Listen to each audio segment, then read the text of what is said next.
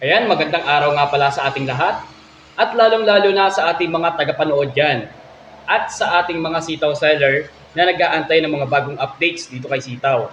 So ayun, bale nung nakaraan madaming nagtatanong bakit hindi daw po sila nakasama or hindi daw po sila nakakuha ng refund or withdrawal dito kay Sitaw sa ating batch 2 ng July 10. Madami pong nag-antay at madami din pong umasa. So ito pong letter na ito na binigay po sa amin ng aming AS ay para po sa inyo na nag-antay po ng payment po ng July 10 sa batch 2 po.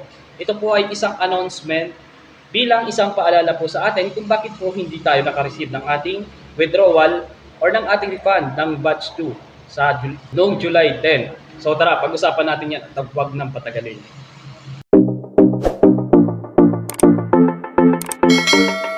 Kasi nga pala sa ating natanggap na information and updates dito kay Sitaw sa ating account specialist is ito po yung paliwanag po nila sa mga hindi po nakareceive ng batch 2 July 10 hanggang July 11. So ito po, babasahin ko na po. Ito po ay isang announcement, dear sellers. We deeply apologize for the delay in processing your payments yesterday. So ayun po, bali kahapon ko po ito na-receive, July 11, at yung tinutukoy po nilang yesterday is July 10. Due to challenges with our bank's bulk payment system, we urgently need to transition to a new bank to handle this transaction. So yun po, dahil po sa sobrang dami po ng kanilang nire-refund, ayan po, dahil po sa bulk system po na kanilang nire-refund sa ating mga kapwa sitaw seller, ayan po, they need to make to transition po sa isang bangko or bagong bangko to handle this transaction. So ibig sabihin po hindi po nila kaya na i-handle po yung bulk maramihan po. So ibig sabihin po makikipag-transition sila sa isa pong bagong bangko para ma-handle po itong transaction. Currently, we are in the process of establishing connection with another bank for bulk payments and account setup. Bali ngayon po is nasa process na daw po sila ng pag-establish ng connections with another bank. So yun po, wala po silang nabanggit dito kung ano po nga bang pangalan ng bank na ito. Pero ang pagkakaalam ko po is naka-restrict po si Sitaw sa lahat po ng bangko dahil po sa kanyang issue. So ibig sabihin po hindi po nakakapag-process ngayon ng withdrawal with another bank for bulk payments and account setup. Please note that this transition may take 1 to 2 weeks to complete. So yun po, ito nga pala yung isa sa mga nadismaya yung ating mga kapwa sitaw seller dito mga guys. So yun po dito po sila nadismaya kasi please note that this transition may take 1 to 2 weeks to complete. So yun po, ito po ang pagkikipag-transition nila sa isa pong bagong bangko para po maayos po yung transaction or sabihin po natin pagbabalik po ng refund is aabutin po ng 1 to 2 weeks bago po ito ay maayos. Ayun po, bago po ito ma-complete. We apologize for any inconvenience this may cause and assure you that your funds will be disbursed on time once the bank transition is finalized. So ayun po, ito naman po yung sinabi ni Sitaw sa oras naman po na ito po ay maayos at ma-finalize ay ibabalik naman po ni Sitaw ang inyong mga disbursed refund. So yun po, yung mga for refund po ninyo or yung mga inyong for withdrawal.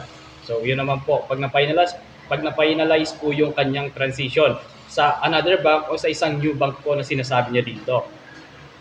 We are working diligently to resolve this issue and ensure that your payments are processed promptly.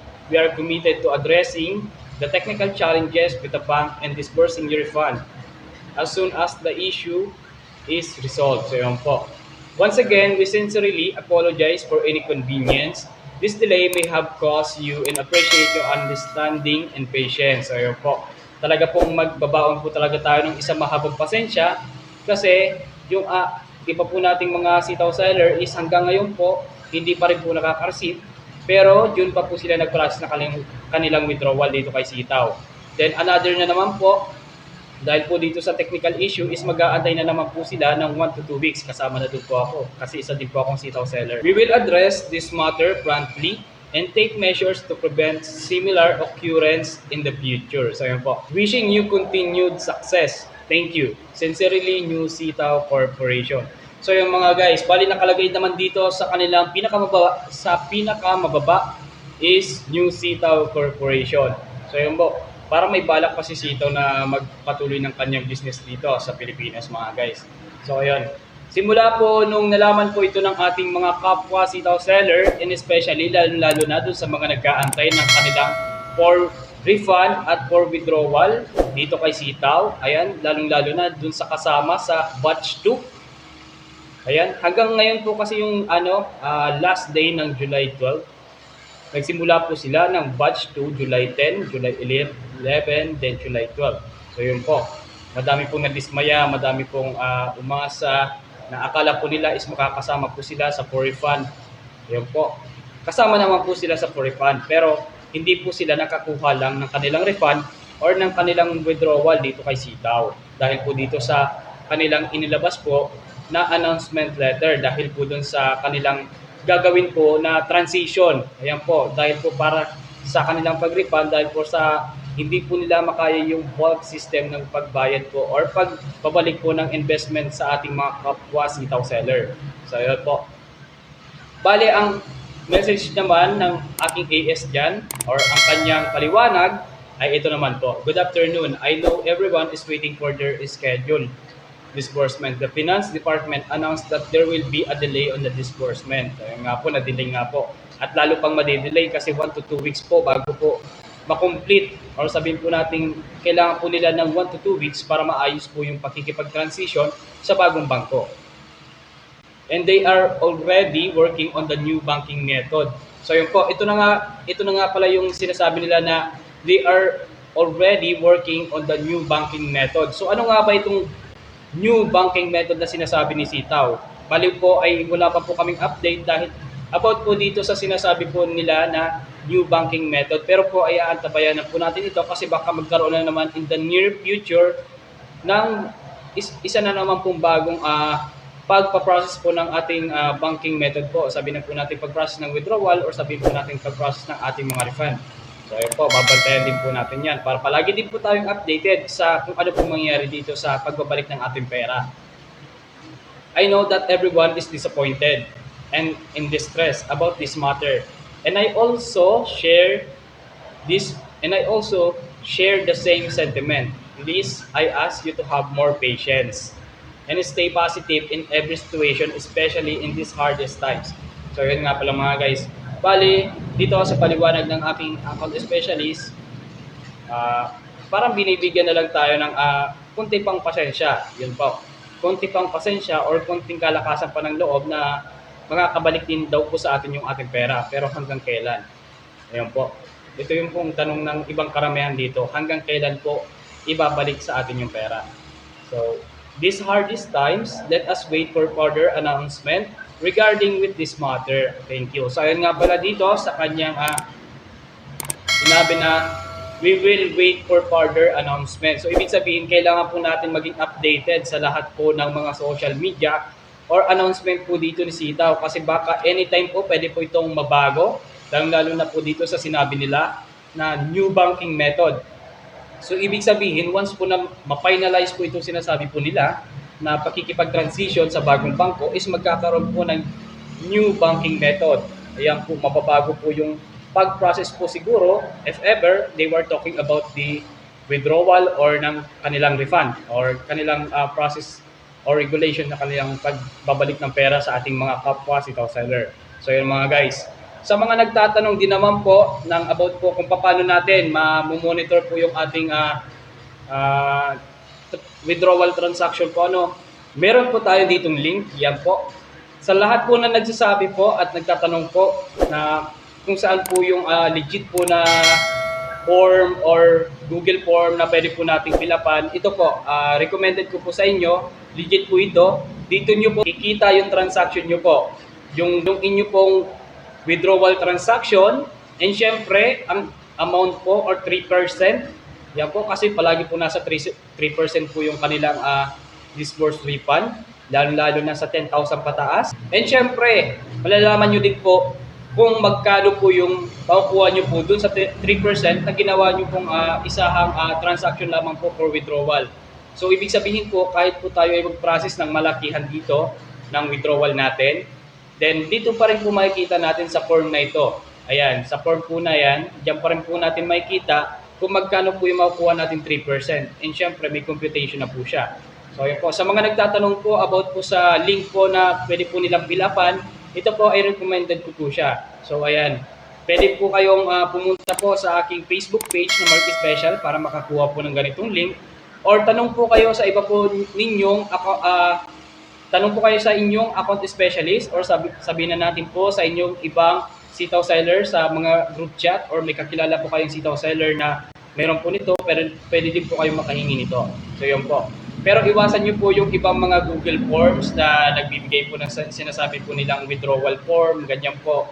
Isiwasan nyo po yun. Baka lalo po kayo mapasama at lalo po kayong may hirapan na makabalik po sa inyo yung pera dito kay Sitaw. Kasi ang dami po nagsasabi po ng ganyan na pilapan mo ito, pilapan mo yan para makabalik agad po sa inyo ang pera. Pero actually po, dapat po ay palagi rin po tayo pong updated dito kay Sitaw, lalo na sa mga announcement. And syempre sa mga updates dito kay Sitaw para alam po natin kung ano pong nangyayari at ano na nga ba yung hakbang para makabalik po sa atin yung ating mga pera or yung ating mga investment dito kay Sitaw. So ayan, sa mga nagtatanong din po na sa tuwing po na mawawala po ang inyong mga sabihin po natin yung mga digits sa inyong account. Kaya po sa inyong mga Sitaw account, pag nawala po ang inyong digits, lalo na kung nakagamit lamang po kayo ng website, is refresh nyo lamang po. Ayan po, refresh lamang po ninyo ang inyong website para may lalabas na po ulit na numbers. Ayan po, pati na yung inyong withdrawal transaction, pati na rin yung kanilang details kasi mahalaga po yun. Yun po yung ginagamit natin, yung withdrawal transaction po dito. Nilalagay po natin dun sa paano natin mamomonitor kung magkano po ba yung makukuha natin sa 3%. So ayun po, kailangan po kasi dun yung withdrawal transaction number para ma-track po natin kung magkano nga ba yung pre-process nating withdrawal at magkano yung makukuha natin na 3% dun sa pre-process natin na withdrawal. So yun mga guys. At syempre sa mga yun nga, na sinasabi ko na biglang nawawala yung digits, yung process ng withdrawal, yung details, yung mga withdrawal transaction. Kung nakagamit po kayo ng website, refresh nyo lamang po.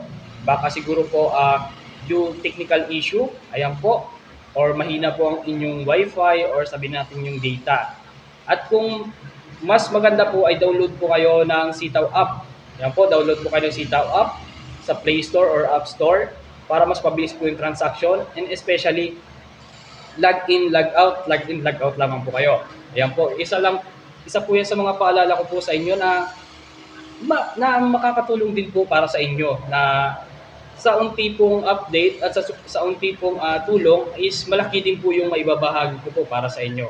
And syempre sa mga kasama po sa batch 2 is mag-aantay na naman po tayo ng 1 to 2 weeks bago po makompleto po yung kanilang transition na sinasabi at nagtatrabaho na po sila sa binanggit po nila na new banking method po. Kaya po maraming salamat po sa mga nanood na naman ng ating munting vlog ngayong araw. And syempre sa ginawa po natin ngayon na Sitaw Update at sa mga nanood ng ating live kanina. Ayan, kung napanood mo po itong ating munting vlog ngayong araw, is pahingi naman po ng isang like. Ayan po. Siyempre, para malaman ko po na nakatulong po itong ating munting video. At siyempre, huwag mo na rin pong kalimutan na mag-subscribe at pindutin ang notification bell para palagi kang updated sa aking mga latest video. Ayan. Maraming salamat po sa inyong lahat at sa susunod na naman po nating Sitaw Update. Maraming salamat po. Ayan.